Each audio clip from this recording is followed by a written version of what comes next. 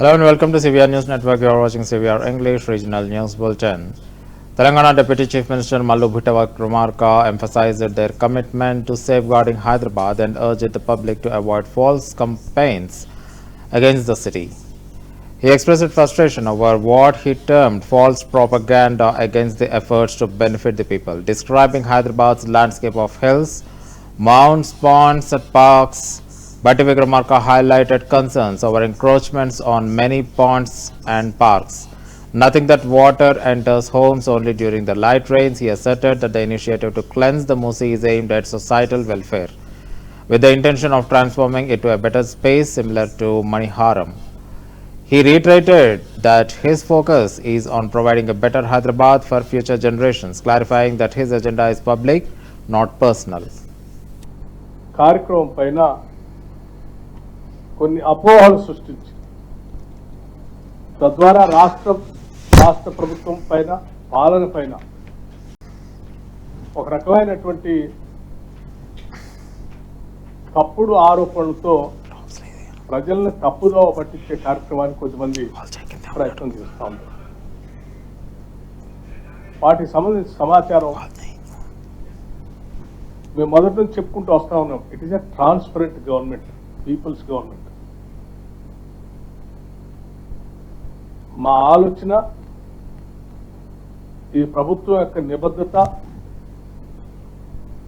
ఇవన్నీ కూడా ప్రజలకి ఏ రకంగా మేలు జరగాలి, రాష్ట్రం ఏ రకంగా బాగుపడాలనేటువంటి ఆలోచన తప్ప వ్యక్తిగతమైనటువంటి అజెండా లేకపోతే స్వార్థపూరితమైనటువంటి ఆలోచన ఈ రాష్ట్ర ప్రభుత్వానికి, ఇంద్ర రాజ్యానికి లేనే లేదని చాలా స్పష్టంగా చెప్పదలుచుకున్నాను. సో నేను ముందుగా హైదరాబాద్ నగరానికి సంబంధించి, నగరం అంటే పాత రోజుల్లో మనం అందరం అనుకునేది racks,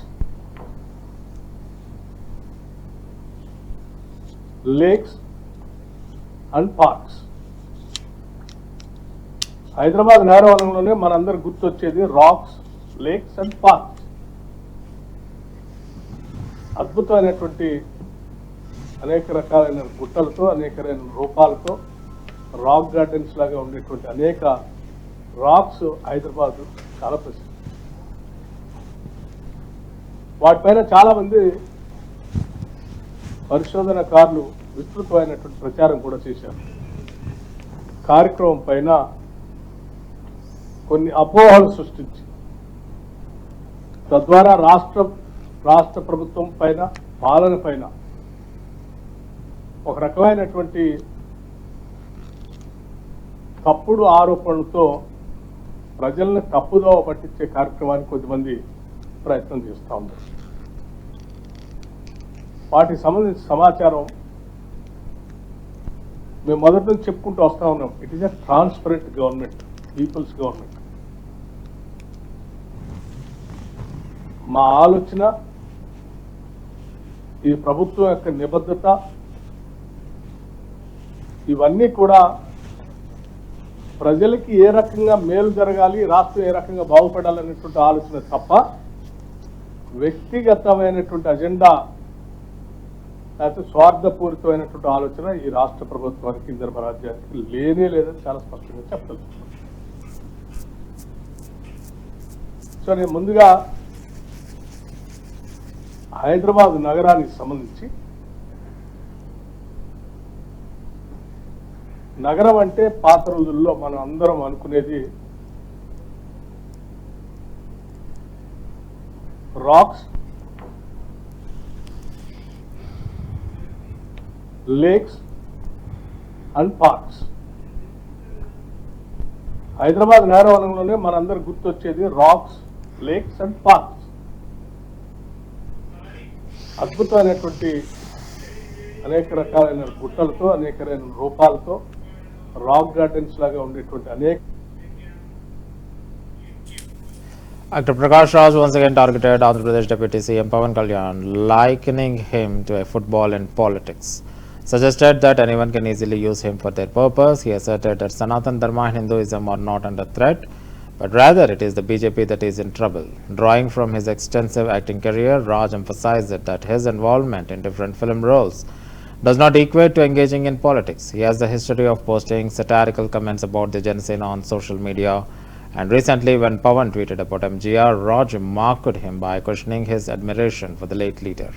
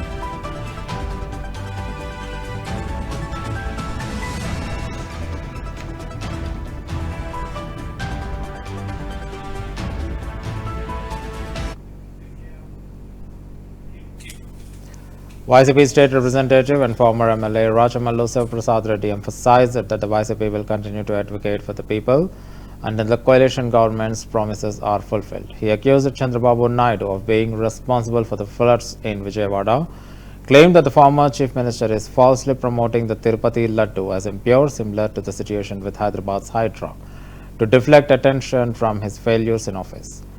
Rajamallu expressed that Chandrababu's actions have hurt the sentiments of millions of Srivari devotees worldwide, reinforcing the need for accountability in leadership. ఏదైతే ఈ రాష్ట్ర ప్రజలకు ఆయన వాగ్దానం ఇచ్చి అబద్ధాలన్నీ చెప్పి అధికారంలోకి వచ్చినాడో, చెప్పిన ప్రతి వాగ్దానాన్ని ఈ రాష్ట్ర ప్రజలకు అందించేంత వరకు మా గొంతు మూగబోదు, ప్రశ్నిస్తూనే ఉంటుంది. ఆ పార్టీకి సంబంధించిన అధికార ప్రతినిధిగా జగన్మోహన్ రెడ్డి గారు నాకు అప్పచెప్పిన బాధ్యతను సక్రమంగా నిర్వర్తిస్తూనే ఉంటా. ఒక్క మాటలో చెప్పాలంటే, సత్య హరిశ్చంద్ర నాటికలో నక్షత్రకుడు ఏ విధంగా అయితే హరిశ్చంద్రుడిని ఎంటబడినాడో, వైఎస్ఆర్ కాంగ్రెస్ పార్టీ కూడా ఈ రాష్ట్ర ముఖ్యమంత్రి గారి వెంట నక్షత్రకుని మాదిరే వెంటబడుతుంది ఈ రాష్ట్ర ప్రజలకు ఇచ్చిన వాగ్దానాన్ని నెరవేర్చే విషయంలో. ఒకవైపు విజయవాడలో వరదలు వస్తే 100లో 10% కూడా వరద బాధితులను సంరక్షించే ప్రయత్నం చేయలేకపోయినాడు, గాలికి వదిలేసినాడు. అసలు వరద వచ్చేదానికి, విజయవాడ మునిగిపోయేదానికి, కొన్ని వేల మంది ఎఫెక్ట్ అయ్యేదానికి కారణం ముఖ్యమంత్రి గారే. ఏదైతే ఈ రాష్ట్ర ప్రజలకు ఆయన వాగ్దానం ఇచ్చి అబద్ధాలన్నీ చెప్పి అధికారంలోకి వచ్చినాడో, చెప్పిన ప్రతి వాగ్దానాన్ని ఈ రాష్ట్ర ప్రజలకు అందించేంత వరకు మా గొంతు మూగబోదు, ప్రశ్నిస్తూనే ఉంటుంది. ఆ పార్టీకి సంబంధించిన అధికార ప్రతినిధిగా జగన్మోహన్ రెడ్డి గారు నాకు అప్పచెప్పిన బాధ్యతను సక్రమంగా నిర్వర్తిస్తూనే ఉంటా. ఒక్క మాటలో చెప్పాలంటే, సత్య హరిశ్చంద్ర నాటికలో నక్షత్రకుడు ఏ విధంగా అయితే హరిశ్చంద్రుడిని ఎంటబడినాడో, వైఎస్ఆర్ కాంగ్రెస్ పార్టీ కూడా ఈ రాష్ట్ర ముఖ్యమంత్రి గారి వెంట నక్షత్రకుని మాదిరే వెంటబడుతుంది ఈ రాష్ట్ర ప్రజలకు ఇచ్చిన వాగ్దానాన్ని నెరవేర్చే విషయంలో. ఒకవైపు విజయవాడలో వరదలు వస్తే 100లో 10% కూడా వరద బాధితులను సంరక్షించే ప్రయత్నం చేయలేకపోయినాడు, గాలికి వదిలేసినాడు. అసలు వరద వచ్చేదానికి Vijayawada. Independent Director Vishwanath Raju made significant remarks regarding the Vaishaka steel plant, asserting that a permanent solution to its challenges can only be achieved if it is integrated into Steel Authority of India Limited. He recalled that during a review meeting attended by Nara Lokesh and other public representatives, there was a consensus to merge Vishaka steel plant with SAIL. Raju criticized the YCP government's previous intentions to relocate the steel plant in favor of constructing capital buildings in Visakhapatnam, highlighting the need to privatize the steel plant's future and its importance to the region's economy. ముఖ్యంగా ఈరోజు ఆంధ్రప్రదేశ్ అంతా కూడా చర్చ జరుగుతున్న అంశం మన Visakhapatnam steel plant. గత 3 సంవత్సరాలుగా కేంద్ర ప్రభుత్వం ఏదైతే కాయిలాపట్టు పరిశ్రమగా గుర్తించి దీన్ని డిజిన్వెస్ట్మెంట్ చేయాలని ప్రయత్నించిందో, అదే సందర్భంలో నాకు స్టీల్ అథారిటీ ఆఫ్ ఇండియా లిమిటెడ్లో ఇండిపెండెంట్ డైరెక్టర్గా కూడా భారతీయ జనతా పార్టీ కేంద్ర నాయకత్వం అవకాశం ఇచ్చింది. నేను మొట్టమొదటి బోర్డు సమావేశంలోనే ఈ ఆర్ఐఎన్ఎల్ని మాకు సేల్కి మీరు అవకాశం ఇవ్వండి, మేము టేక్ ఓవర్ చేస్తాం. ఓ పక్క మీరు రెడీమేడ్ ప్లాంట్ని అమ్మేసి సేల్కి ఎక్స్పాన్షన్ చేసుకోవడానికి 1,80,000 కోట్లు మీరు అవకాశం ఇచ్చారు. ఇది విన్ విన్ ప్రపోజల్. ఈ స్టీల్ ప్లాంట్ మాకు అవకాశం ఇస్తే మేము టేక్ ఓవర్ చేస్తాం. డే 1 మా ప్రొడక్షన్ మొదలవుతుంది. అదేవిధంగా రాష్ట్ర ప్రజలు సెంటిమెంట్ కూడా విశాఖ ఉక్కు ఆంధ్రుల హక్కు అని ఏదైతే నినాదంతో ఏర్పడిందో ఆ సెంటిమెంట్ కూడా కాపాడబడుతుందని చెప్పి నేను పెద్దల దృష్టికి తీసుకెళ్ళడం జరిగింది. కేంద్ర మంత్రి అప్పుడు ఆర్సిపి సింగ్ అని బీజేడీ నుంచి ఉండేవారు, వారి దృష్టికి తీసుకెళ్ళాం. అదేవిధంగా తర్వాత జ్యోతిరాదిత్య సింధియా గారు వారి దృష్టికి. అయితే వారందరూ చెప్పింది ఏంటంటే ఒక ప్రభుత్వ రంగ సంస్థని వేరే ప్రభుత్వ రంగ సంస్థ టేక్ ఓవర్ చేయడానికి పాలసీ ఒప్పుకోవట్లేదు, రాష్ట్ర ప్రభుత్వం కూడా చేయడానికి ఒప్పుకోవట్లేదు. దానివల్ల ఇది మనం బయట వాళ్ళే పాల్గొవాలి తప్ప ఈ డిజిన్వెస్ట్మెంట్లో ఈ ప్రభుత్వ రంగ సంస్థ సెయిల్ పాల్గొనే అవకాశం లేదని వారు చెప్పడం జరిగింది. ముఖ్యంగా ఈరోజు ఆంధ్రప్రదేశ్ అంతా కూడా చర్చ జరుగుతున్న అంశం మన విశాఖపట్నం స్టీల్ ప్లాంట్. గత 3 సంవత్సరాలుగా కేంద్ర ప్రభుత్వం ఏదైతే కాయిలాపట్టు పరిశ్రమగా గుర్తించి దీన్ని డిజిన్వెస్ట్మెంట్ చేయాలి. Customers in Narsaraopet, Palnadu district are expressing their anger towards ICICI Bank following the recent incident involving Naresh, a former manager at Chilkulrauripeta branch who absconded with deposit money belonging to customers. The situation has created fear among clients, making them hesitant to deposit their funds in the bank. In response, top officials in Palnadu district initiated a highly confidential investigation into the matter, conducting examinations discreetly. However, this lack of transparency has raised doubts among the clients who are questioning the effectiveness of an inquiry that occurs without public knowledge. Many customers suspect that the officials themselves may be implicated in the scam, further eroding their trust in the bank. మా భర్తకి వచ్చేకి 2 సంవత్సరం అండి. 2 సంవత్సరాలు politician వెనకాల అందరి వెనకాల తిరిగానండి. ఇప్పుడు వచ్చి న్యాయం జరగలేదు. ఎవరు చంపారో అక్కడ ఏం జరిగిందో మాకు తెలియదండి. ఇంకా ఎవరిని కూడా అరెస్ట్ చేయలేదు. ఎవరు చంపారో వాళ్ళని ఇప్పటికి ఇంకా అరెస్ట్ చేయలేదు. వాళ్ళు ఇంకా అదుపులోకి తీసుకోలేదు. అసలు నా చిన్న బిడ్డలతో ఉంటున్నాను నేను. నా భర్త ఎవరైతే చంపారో వాళ్ళకి కంపల్సరీగా శిక్ష పడాలండి. శిక్ష పడే వరకు నేను ఇక్కడే కూర్చుని ధర్నా చేస్తాను. నేను నా భర్త పట్ల న్యాయం జరగాలని మీరు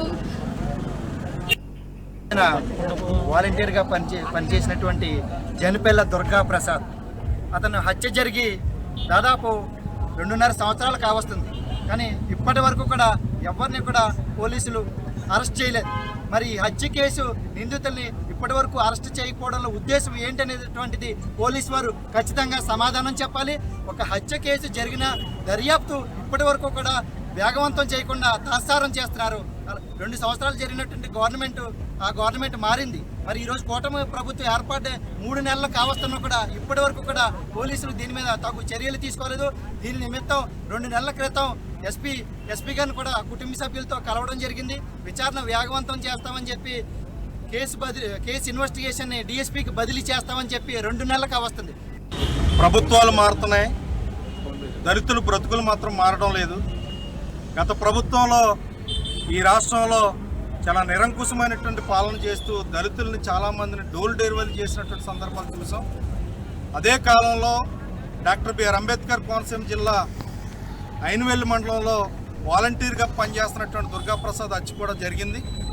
దాని వెనక హత్య వెనుకున్నటువంటి వాళ్ళని 2.5 సంవత్సరాలు కావస్తున్న ఇవాళకి కూడా ఎవరు ముద్దాయిలు అనేటువంటిది ప్రభుత్వం తేల్చలేనటువంటి పరిస్థితులు ఉంది. గత ప్రభుత్వం కావాలనే దీన్ని నిర్వీర్యం చేసింది. టీడీపీ ప్రభుత్వం ఏర్పడి 100 రోజుల పైనే గడుస్తున్నప్పటికీ కూడా దీనిపైన ఒక స్పష్టమైనటువంటి ఇన్వెస్టిగేషన్ జరిగేటువంటి పద్ధతుల్లో చేయడం లేదు. ప్రభుత్వాలు మారుతున్నాయి, దళితులు బ్రతుకులు మాత్రం మారడం లేదు. గత ప్రభుత్వంలో ఈ రాష్ట్రంలో చాలా నిరంకుశమైనటువంటి పాలన చేస్తూ దళితుల్ని చాలామందిని డోర్ డెలివరీ చేసినటువంటి సందర్భాలు చూసాం. అదే కాలంలో డాక్టర్ బిఆర్ అంబేద్కర్ కోనసీమ జిల్లా ఐనవెల్లి మండలంలో వాలంటీర్గా పనిచేస్తున్నటువంటి దుర్గాప్రసాద్ హత్య కూడా జరిగింది. దాని వెనక హత్య వెనక The Ambedkar District Collectorate witnessed a dusk dharna demanding the immediate arrest of the perpetrators responsible for the murder of the volunteer Durga Prasad from Ainavilli village in Konaseema district. Sandhya, a prominent figure supporting the cause, participated alongside various public associations to express their collective outrage. She voiced her frustration over the fact that despite 2 years having since the murder, the accused had yet to be apprehended. Sandhya accused the police of negligence and criticized the previous government's misuse of power. She warned that if the coalition government fails to deliver justice for Durga Prasad's family, they would be compelled to escalate their protests.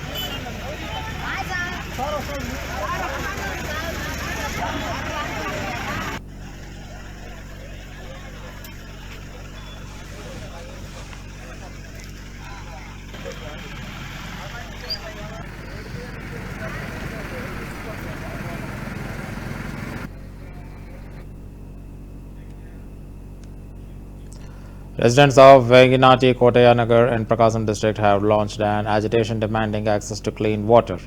In a protest on the national highway, they expressed their frustration by throwing empty bins, highlighting their ongoing struggle with inadequate water supply. Despite repeatedly raising their concerns with the relevant authorities, they felt ignored and unheard.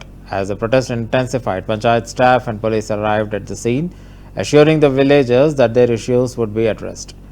This response led to the villagers to cease their agitation, hopeful for a resolution to their water problems.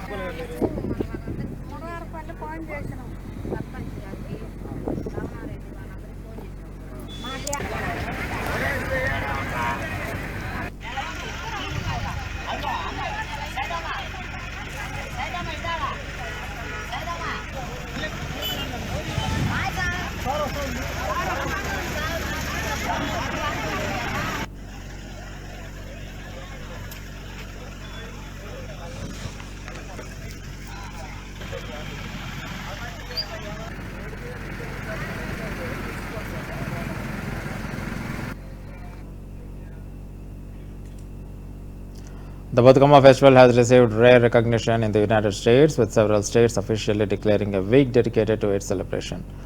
North Carolina, Georgia, Charlotte City, and Virginia have proclaimed the week of Batukama festivals as both Batukama Festival Week and Telangana Heritage Week. This official acknowledgement was made through the announcement from the mayors and the governors of these regions. Meanwhile, Telugu NRIs are expressing their joy and pride over the festival's recognition, highlighting its cultural significance and the connection it fosters among the diaspora.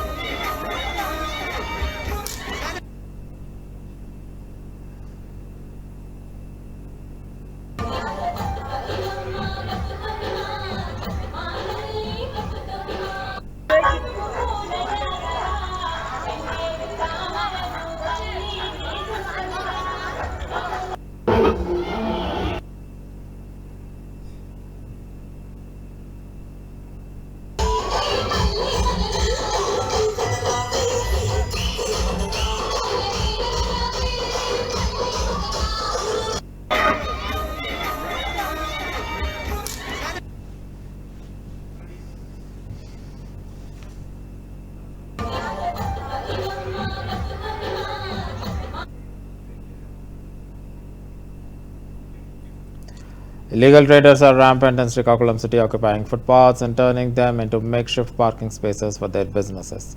The situation has created significant difficulties for the pedestrians who struggle to navigate crowded pathways amidst traffic. Local residents are frustrated, expressing anger that the footpaths constructed at considerable government expense are rendered useless for their intended purpose. Furthermore, they have accused municipal department officials of turning a blind eye to the issue, raising concerns about the lack of action to restore safe and accessible working places in the city.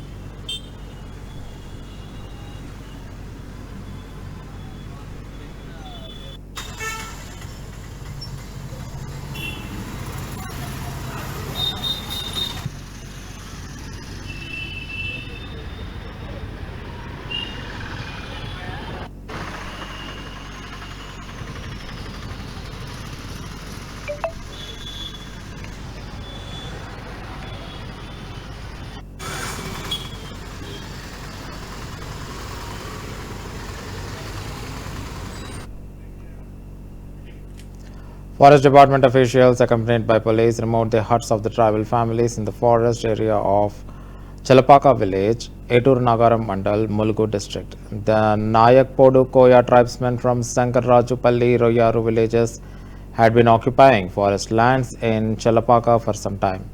Despite multiple notices issued by forest officials for the removal of these huts, the families did not comply, prompting the authorities to take decisive action to demolish the structures.